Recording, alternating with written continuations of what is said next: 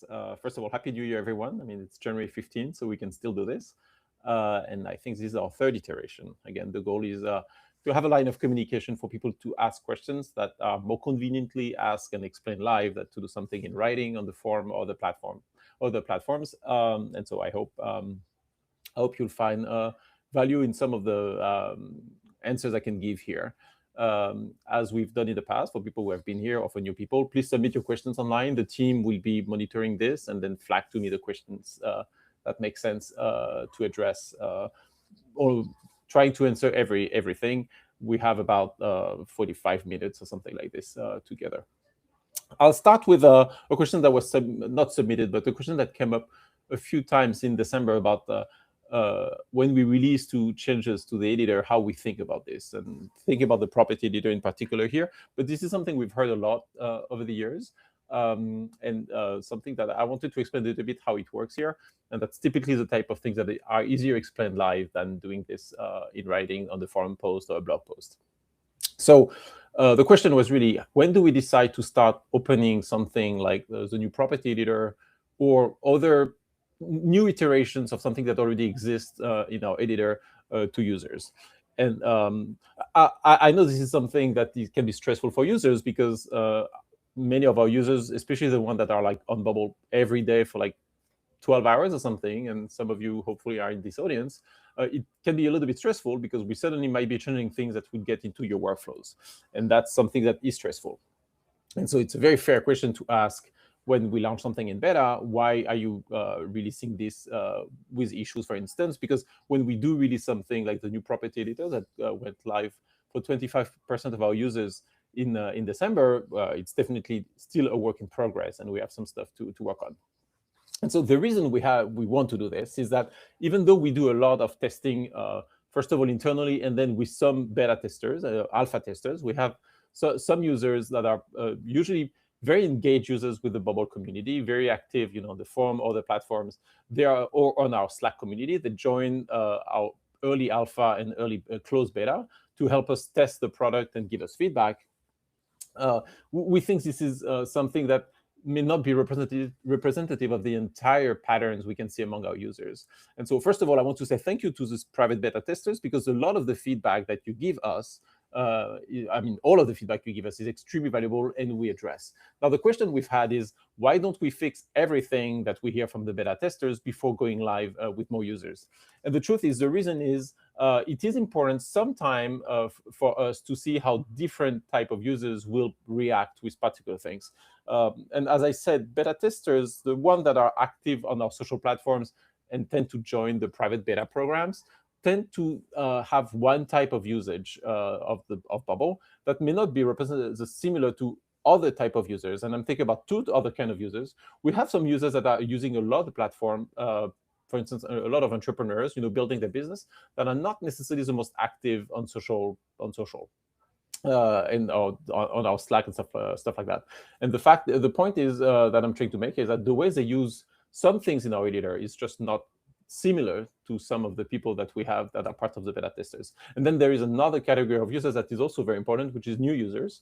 How are new users interacting with these property editors that for them is not even new, by the way, because it's just what they have when they sign up.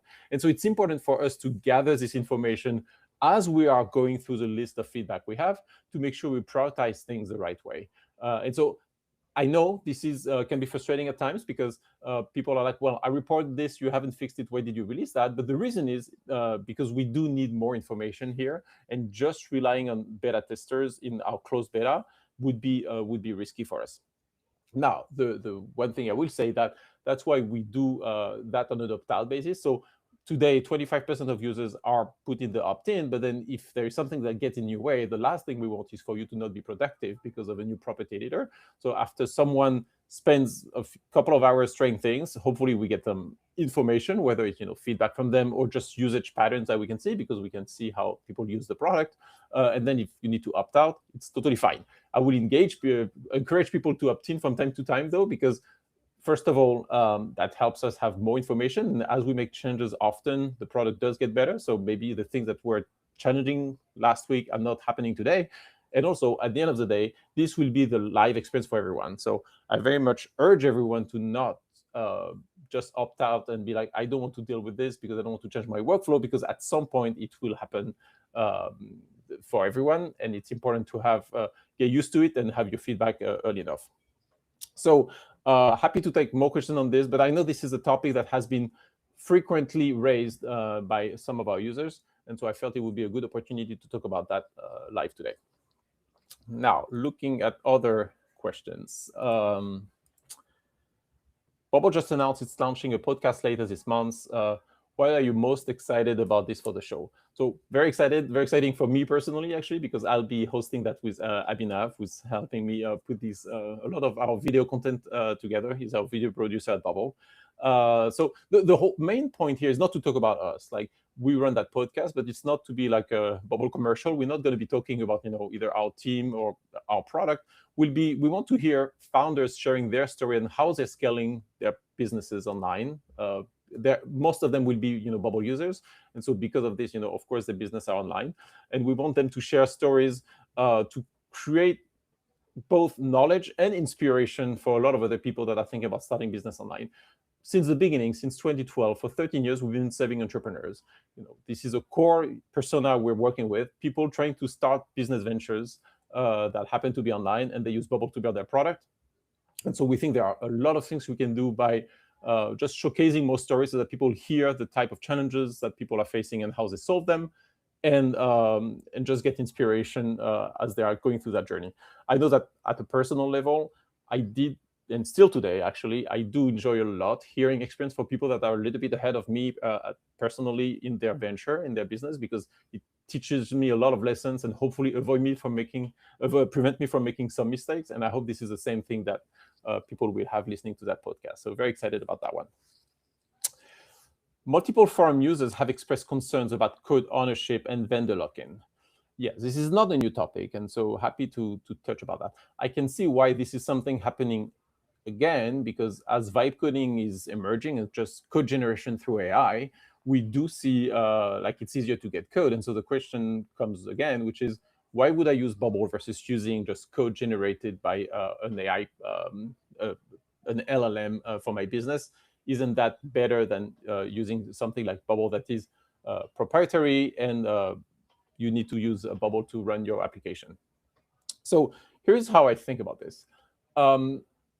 Sure, at first, having code feels it's going to be better in terms of ownership, because you can have code that you can port to different platforms to run your application. In practice, it does not really happen that way. So that's what first point I will make is it takes a little. First, you do depend on some other providers usually when you use some code that is also some kind of a vendor lock-in. For instance, if your backend is running on Firebase with Google, you're going to be locked in with Firebase from Google. Now, it's Google, so it's stable, but you have some kind of lock-in. So this idea that code prevents you from being locked in is not entirely true.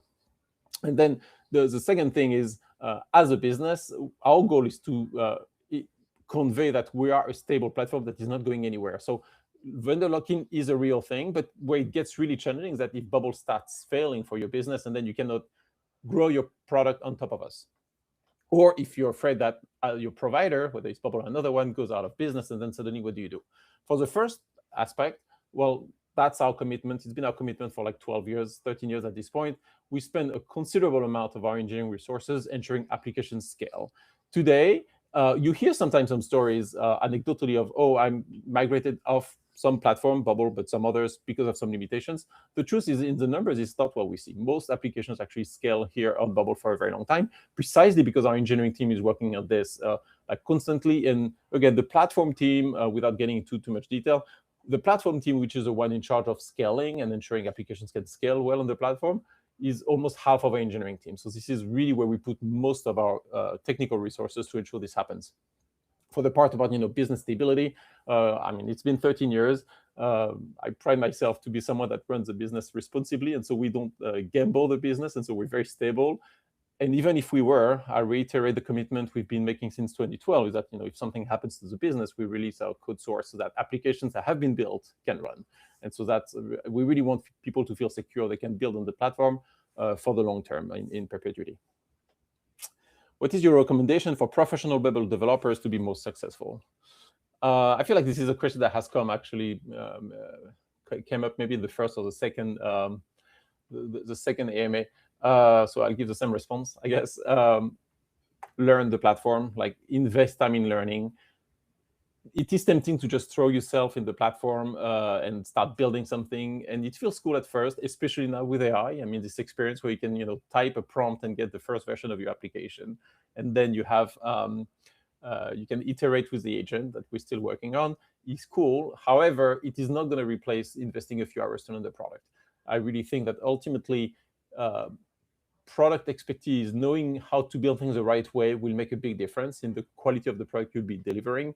We see that a lot from outside. When people start having issues with some applications, it's usually because they paid someone that was not particularly good. That happens in any ecosystem, and so that's where you're going to start differentiating yourself. The second thing I will say in terms of learning, still learning, but not learning necessarily bubble, is also think about learning product, actually, and it's a little bit of a different skill set. Is how should I structure an application to make sure it makes sense for the user, that it's easy to maintain? How many pages is a good number of pages from applications? These type of things that are not actually bubble specific. If you're using code, whether it's just writing code by hand or vibe coding, you would have to ask yourself the same questions. And that's really a place I think that I've seen people over my career, doing this for 13 years, fail sometime. We do some work on our side trying to, first of all, make the best of the situation if someone has some design to ensure the application still can run smoothly. And also we try to do some education, but that's really something where I think again, a few hours. We're not talking about 5 months of learning. I think it's a few hours here and there to learn the basics can be very valuable.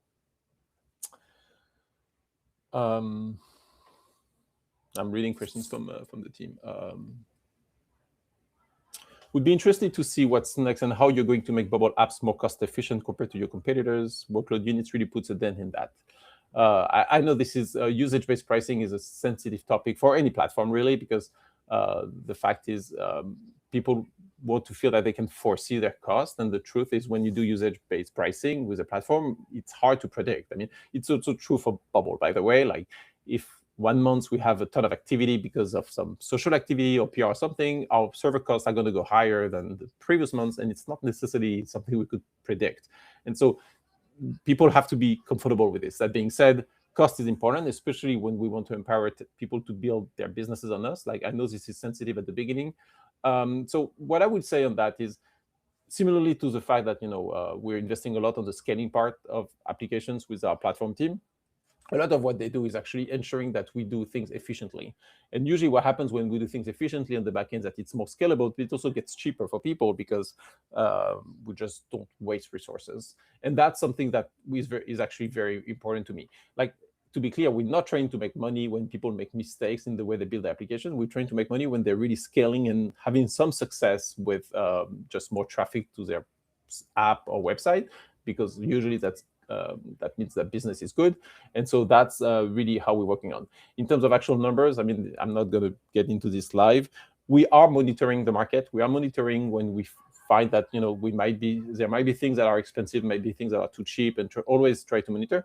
It's something we take very seriously, but also very carefully. We don't change pricing often because, as I know, and I've done that a few times, changing pricing is something that is very stressful for a platform, especially when you have people building their businesses on top of you.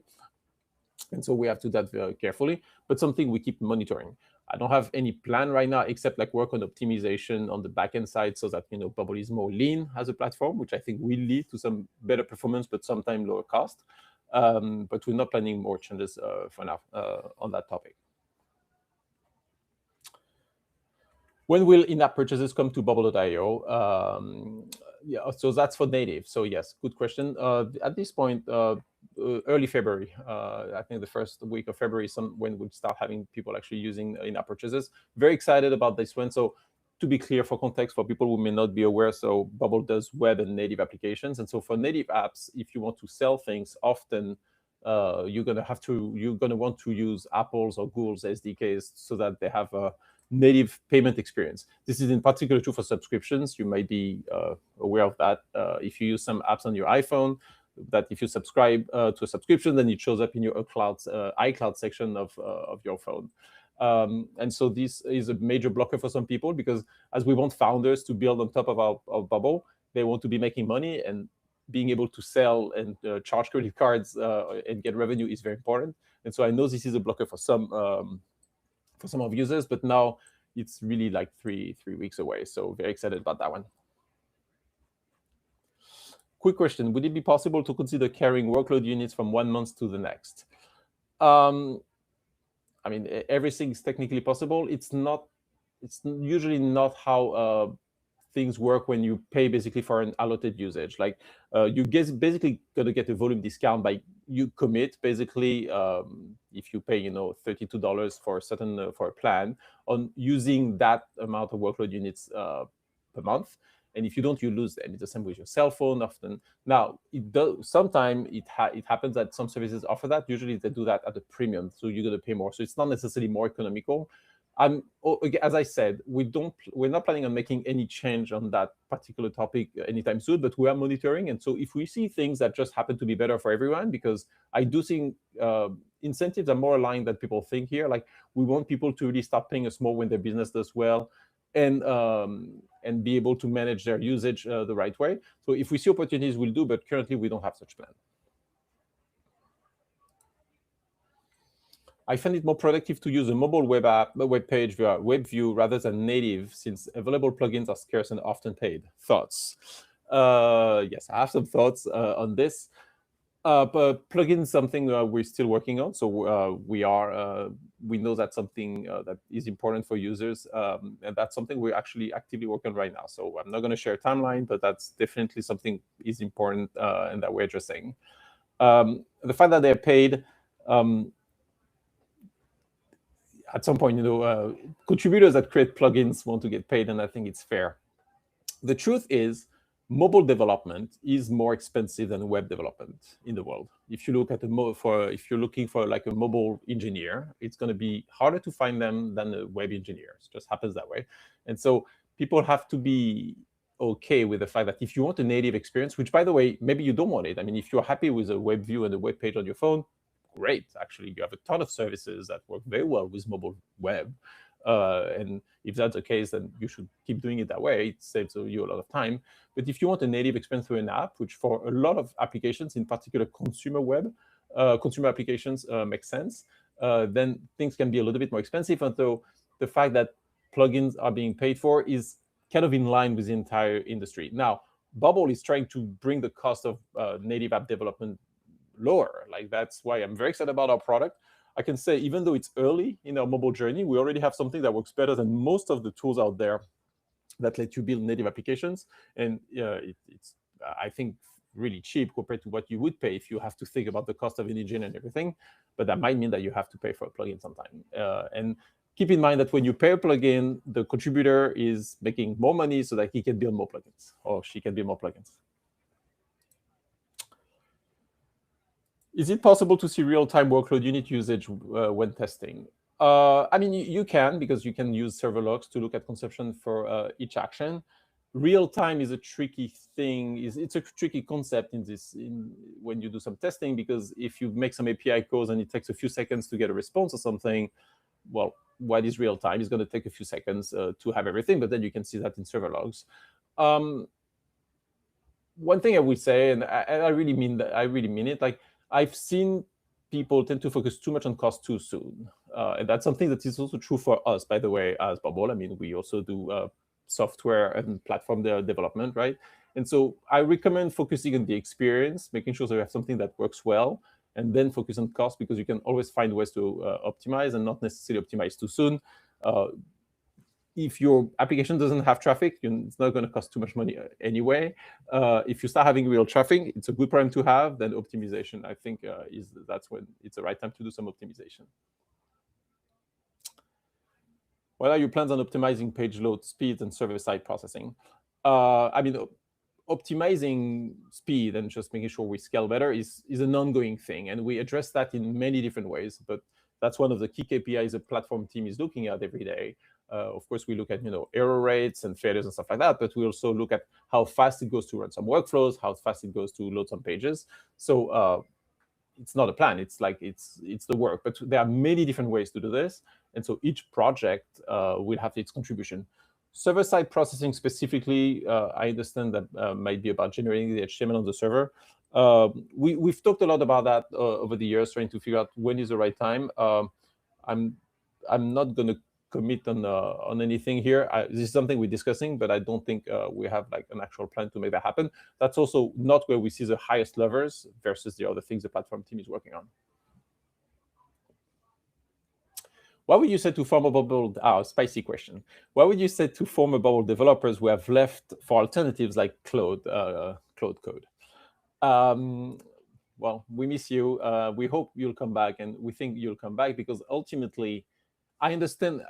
I think Bubble is a better way to express applications. Now, of course, being the founder, I might be biased here, but I do think if you think 20, 30 years from now, if you're building a web application like an Airbnb type platform, the fact that you have to deal with if then else is not right, and you should have a visual layer to do that, a visual abstraction. That's precisely what Bubble is. I can see why people use Claude Code today. It's because of the AI component of the code generation, and that's something we're actively working on to get to something similar, because it does speed things up radically. It is fairly magical, I have to say, when that happens. I do think we're getting there much closer to that with our agent, but we're a little bit behind Claude Code. I'm not going to deny this. So I can see why people would do that.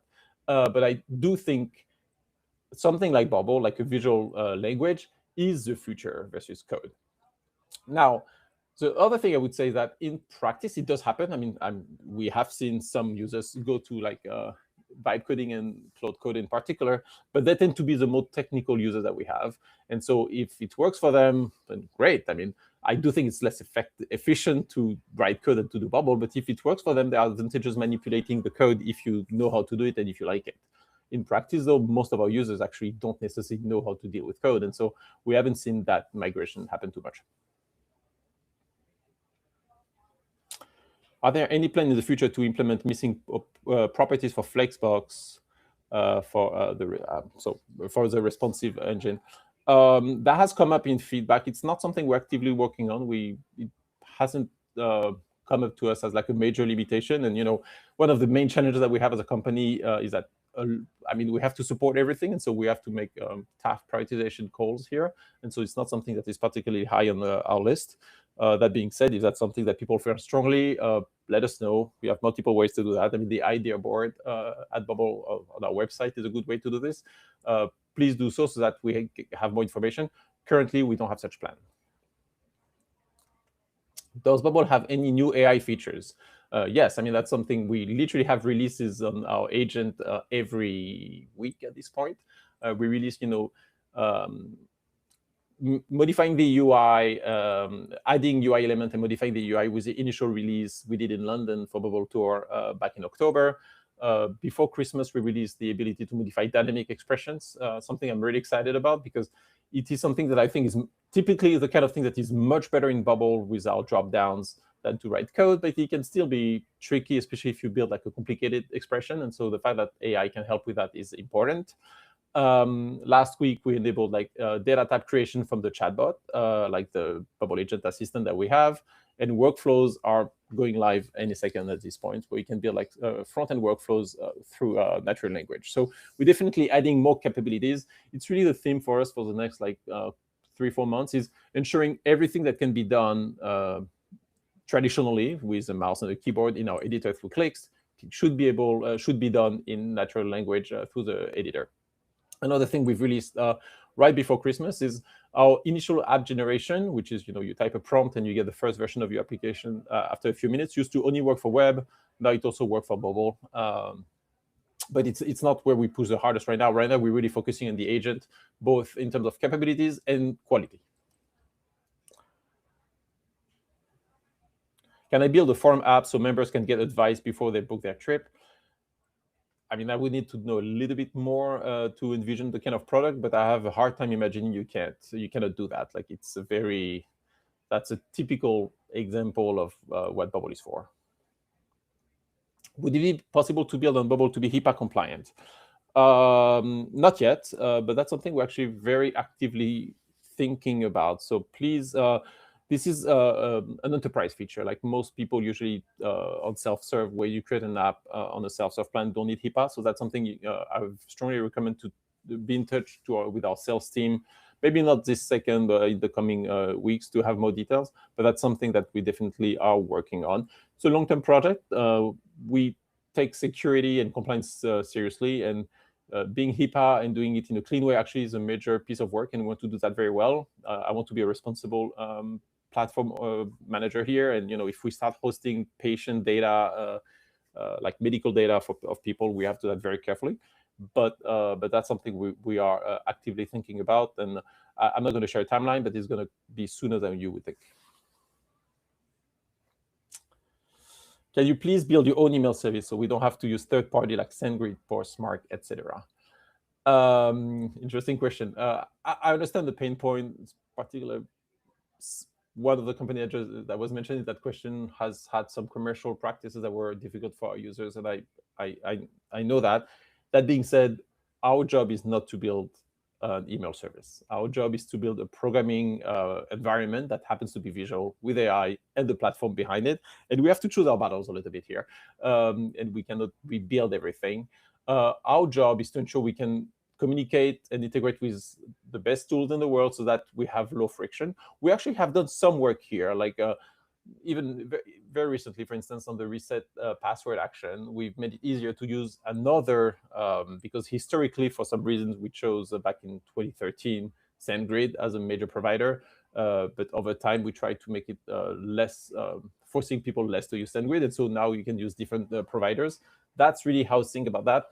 Again, our job is not to create an email service. We're busy enough with a lot of things. Do you plan to improve AI stream parsing, for example, arrays, etc.? So if I rephrase the question, I hope I get this right. It's really about consuming responses from APIs, in particular LLMs, because LLMs have introduced some interesting challenges when it comes to dealing with API responses. This way ChatGPT has to have word-by-word responses. It's great. It's very dynamic. It's very engaging, but we need to be able to consume that as an API, and so that's something we need to. That's something that we need to address. So yes, there is some work currently. We are working on the API connector as we speak. I mean, we started releasing a few things here to modernize it, and so some work that will come after that will be ensuring we can deal with responses that are more complex when it comes to the structure of the object better. Is it normal to prefer Bubble without AI? I'm actually faster developing by myself in Bubble. I mean, it's a very difficult question to know what's normal, not normal, but I think it's totally fine in the sense that people can choose what is best for them when they think about building their product and working. Some people prefer using AI, some people prefer using not AI. The fact that people can be faster with Bubble without AI is not totally surprising to me, because, and that's something I think is actually one of the very valuable things about our product, that once you know where to click and how to do things, things can go extremely fast when it's about building a product. And so I can see why someone who knows how to use a product very well would go faster without Bubble. I will say, though, that as AI gets better, our job is to make it better at automating a few tasks. And so I still think you will be saving time with some AI, but it's really up to you. At this point, AI is a tool you can use. It's not mandatory. Which is, by the way, a difference with vibe coding tools, because vibe coding tools, you have somehow to interact with the bot to get to something. So we're more versatile in that sense.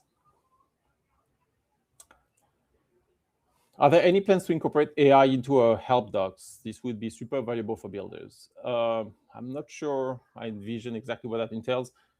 I guess that means having a chat experience to find the right information in the help docs. I'll surface that to the team. I think that's an interesting idea. It might already be possible if you go to ChatGPT to get some pretty good help when it comes to Bubble, because now LLMs know a lot of things about the world in a scary way. But that's something I'll surface to the team. What about the property editor? Are you happy with it? Seems buggy. Have to close Windows by clicking. So maybe the person asking this question wasn't there at the beginning, because I was explaining a little bit how we think about releases for in general, but for the property editor in particular. Am I happy with what we currently have? Of course not, because this is still work in progress, and that's why it's only for 25% users, and we're gathering feedback, and people can opt out. I'm not going to repeat the question I made, but it is very important for us to have real life feedback and real life usage, and not just from beta testers that are self-selecting themselves into helping us. I am happy with the direction. I am happy. I do think it's going to be a major improvement when it's more final, but we just need a little bit of time. Do you think that bubble might be an issue for founders trying to raise money? If they don't know technically how the app works or lack control over the way it works, have not used it yet. Frankly, I think it was a thing I was hearing maybe 5-6 years ago. I haven't heard that in the past. Like, I see a lot of people building on Bubble and raising money successfully. It's really about how you talk about it. I mean, if you share, yes, you're building on a platform that like Bubble that has been around for 13 years. It's a local platform that gives you full control on your product, but you can build it in a visual way. I don't think that would be a problem for investors.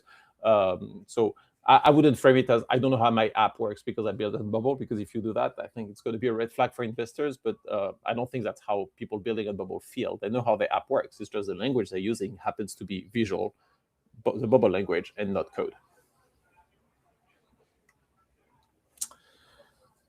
Why focus on AI when the base has so many bugs and long-awaited features? That's a harsh one, but I'll take that question. So I've had that conversation with many users over the years. We are working on bugs. So first of all, like, it's not like we don't process bugs.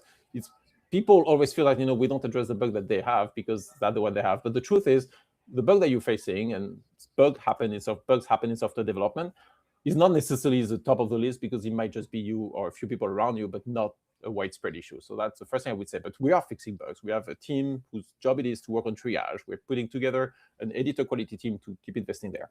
So definitely important. However, so the question is, why work on AI, not have the entire team just fix bugs? Because we need to offer an experience with AI, because that's what the market expects. And ultimately, if we don't do that, there is a risk for Bubble to become irrelevant, because what we're finding out right now is that people, and we do see that when users start using Bubble today that didn't know about us before, they expect to have this natural language experience where you can start typing and conversing with a piece of software that's going to start doing things for you. And if we don't have that, people will not just even engage with our product. We want to keep investing in our editor because, as I said earlier when I had the question about Cloud Code, I think touching code sucks. And if you start using vibe coding to do things, but then you have to look at the code, it's not a great experience. And so I think people should be starting using the agent with Bubble first to build the first version, iterate on things. But as soon as it makes sense to go visually in our editor, they should. And to do that, we need a good editor experience. Hence, the new property editor and other things, hence fixing bugs. So it's definitely important. But this idea that let's just not worry about AI, let's just keep having the same product but make our editor more beautiful and easier to use, is not a winning strategy for us, because we will have some challenges acquiring new users. It's just the market has changed. And the reason why you should care, even if you don't use AI yourself as a Bubble user, if we don't invest on AI, this is a concern. It should be concerning for you, because then your question should be, is Bubble going to remain relevant? And I can already tell you that if we don't invest on AI, we will not be relevant. And ultimately, I think everybody, and I assume everybody in this audience, but everybody in the Bubble community has a very high vested interest in Bubble being around for a long time and being the standard for programming. And to do that, AI is necessary. I am an enterprise client currently. What is the team split between AI infrastructure performance among the engineering and roadmap? So as I said, infrastructure performance it's both touching the same thing. Often, when actually a piece of infrastructure goes down, is because we had performance issues, and that means there's too much traffic, and that takes the system down. So it's the same team. That's really the platform team. The platform team is about half of our engineering team. I'm just talking about engineers. I'm not talking about designers and PMs, because on platform, you don't have many designers by definition. It's mostly people looking at backend stuff. And then for AI, maybe like 20% 20% of the team. So half for platform, 20% for the team, the rest being editor and mobile, both like 2020. So maybe, yeah, 40, 20, 20, 20. So definitely a strong focus on infrastructure and performance more than people think. It's just not visible because often, when you do work on the platform side and the infra side, you don't see it. It just works. Maybe it goes a little bit faster and you notice it, but it's not like it's a major new things like the new property editor where, there has been design work involved. There is a PM communicating about it on the forum. Like by definition, on platform, it tends to be less visible, but definitely somewhere where we invest a lot of effort, in particular, by the way, for big applications. And so if you're an enterprise client, that's definitely a lot of the coding time from that team is going for an application like yours. Can Bubble Agent in future write custom code? Some features can be achieved only with custom code in Bubble. So first of all, not many things can only be done with custom code. I think at this point we've reached a certain level of flexibility with the platform that lets you do a lot of things, but let's assume it's true for a particular use case. Today, you can't. I don't see why we would not do that at some point. It's honestly not very high on the list because there are many other things. As I said, we want the agent to be able to do anything you can do with your hands on a keyboard and a mouse. And so we will do that first. But writing code in Bubble is also putting your hand on the keyboard. And so that's definitely somewhere where we would go. It actually is technically probably easier because underlying LLMs that we're using know how to generate code. So it's probably something not that hard for us to do. But I don't think that would be the most common use case for our users today. But as we want the agent to be able to do anything and to be your partner, basically, as you're building in Bubble, there's no reason for us not to do that, yes. We have like maybe 5 more minutes. It's a great, many questions today. I'm not sure we'll be able to address all of them, but it's great, actually.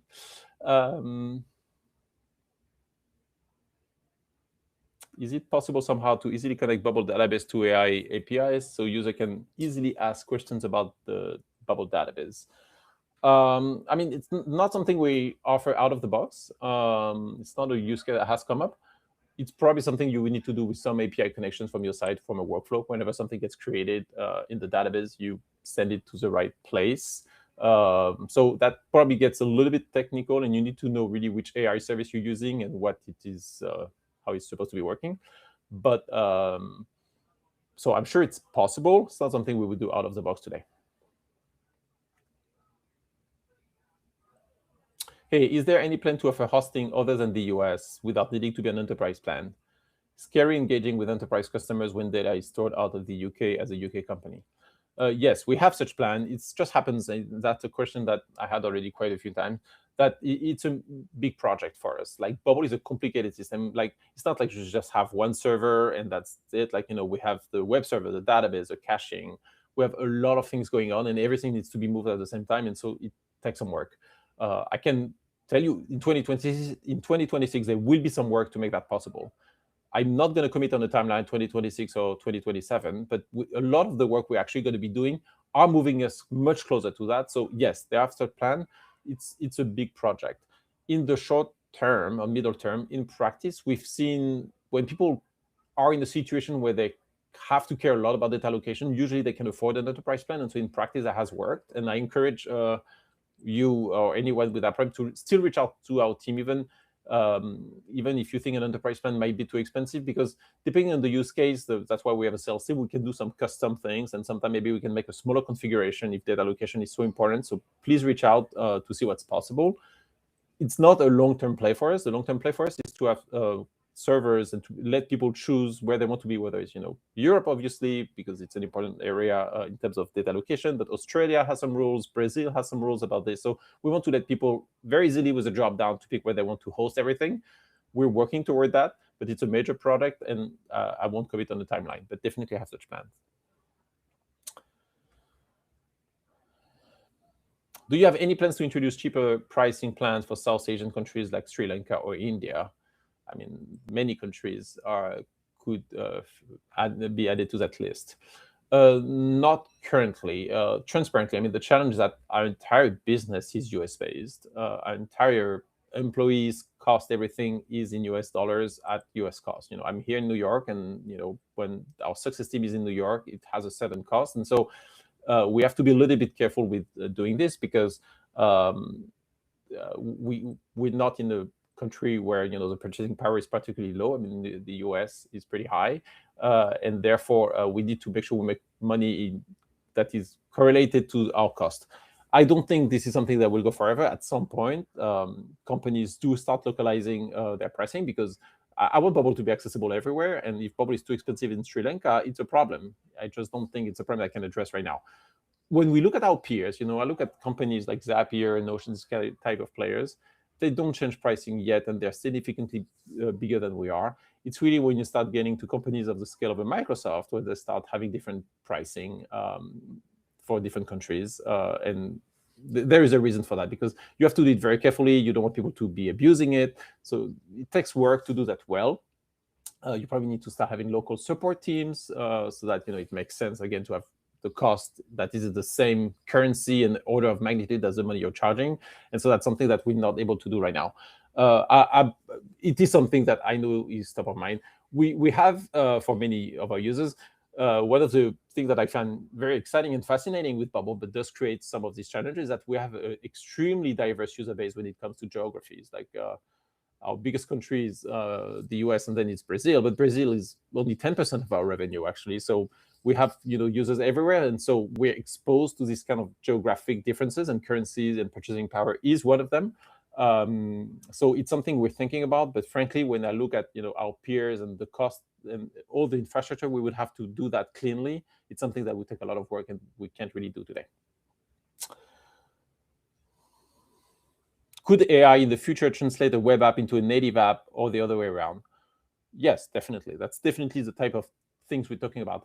It's not the first thing we're working on right now, because we're still adding I would say, again, the long list of things you can do with your hands in Bubble has to be able to be done by the agent. But yeah, definitely something that I would want to do. I mean, if someone wants a native app, they've already built a web app. If we can come up with the first draft of that, first version of this in a couple of minutes, why not, right?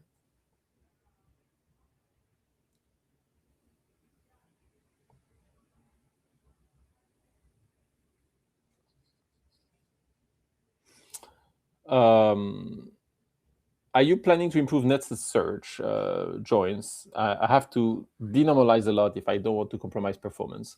Yes, I mean, that's the kind of things the platform team is looking at. So the way the platform team is looking at this is not necessarily, okay, let's address particular nested search, but they're going to look at a dashboard where they see latencies when it comes to database queries.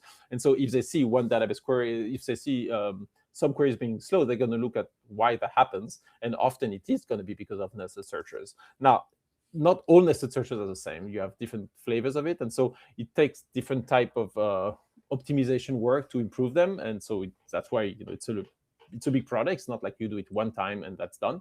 But yes, I mean, do we have plan to, I can't respond to that question, because I don't know exactly the use case the user who asked the person who asked that question is referring to. But in practice, is that an area of attention for the platform team? Yes, 100%. That's something where we push improvements regularly over the years, over the weeks. Do you actually use Bubble, maybe as your internal tools or others? Yes, we do a lot of things in Bubble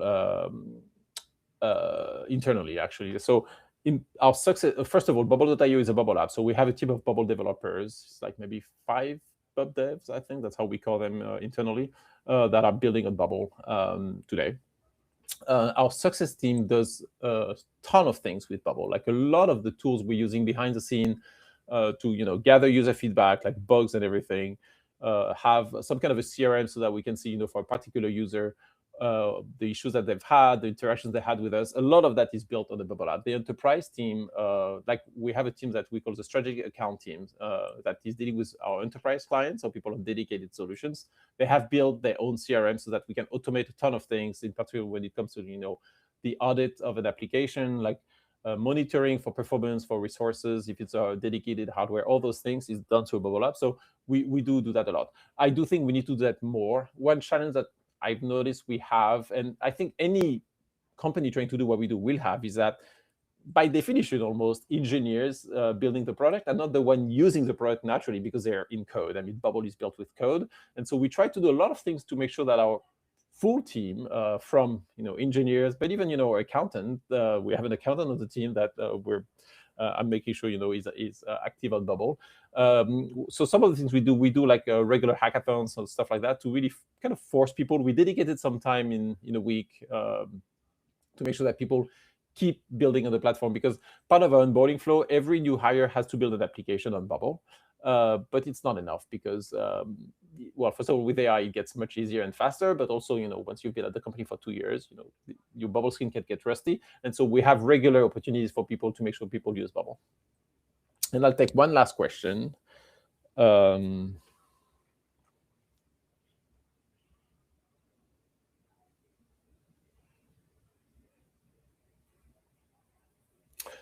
Is there a plan to integrate AI into Bubble as a standalone feature, as is, rather than create API calls to OpenAI for the AI to be within Bubble to take the data straight from whatever provider people want to use inside Bubble? Yeah, and some of our vibe coding players have done this, and it's definitely a smoother experience and more straightforward experience. So yes, I wouldn't say we have a plan, because I think we have a lot of things we want to do first before that. But we definitely have conversation about this to ensure that Bubble is a place where you can build AI applications. That's a little bit the tricky thing with AI. People have to be careful, because we talk about AI every day, but it can be very different things in many contexts, right? Right now, we're focusing on assisting users better through AI. So that's the agent, that's initial app generation, potentially taking a web app and transforming it into a native app, as someone just asked the question. There's another angle of it, which is, how do we ensure that people can build AI apps on Bubble efficiently? And so that can be, do we have the right way to do API responses like streaming, as I described earlier? We've done some work there last year, but there's still some stuff we need to do. That was one of the questions with the arrays in the response that someone had. Having the right chat widget so that people can have like an engaging ChatGPT-like experience in a Bubble app. So that's another thing. And being able to connect with APIs as well as possible. Currently, we're still in the phase where, as I answered to the question earlier, trying to ensure that we work with all these APIs well. And so people still have to do the APIs themselves, or through plugins, by the way, because if you have a plugin, then you don't need to do the work yourself. But I definitely want at some point to have a one-click integration as some others do. I've even seen some people where you actually, instead of paying ChatGPT, because AI can be expensive, you pay Bubble and then Bubble pays ChatGPT on your behalf, or like another platform. I would love to go there because I think it's a better experience for everyone. Just we need a little bit of time, and it's not the first thing on the list right now. I see more questions. Sorry, I'm not. I think this is the time where we had the most questions yet. I mean, for this third edition. So I said that as an encouragement. We need to keep doing this. So we'll do that in February. So please, we'll keep, by the way, some the team will keep the questions that have been asked. And so that will be part of the early questions. Usually when I do an MA, I start with some earlier questions from different times, because it takes some time for people to submit something live. So these questions are definitely not lost, but I'll stop here today. Thank you very much for attending. Thank you very much for being here. And Happy New Year, and can't wait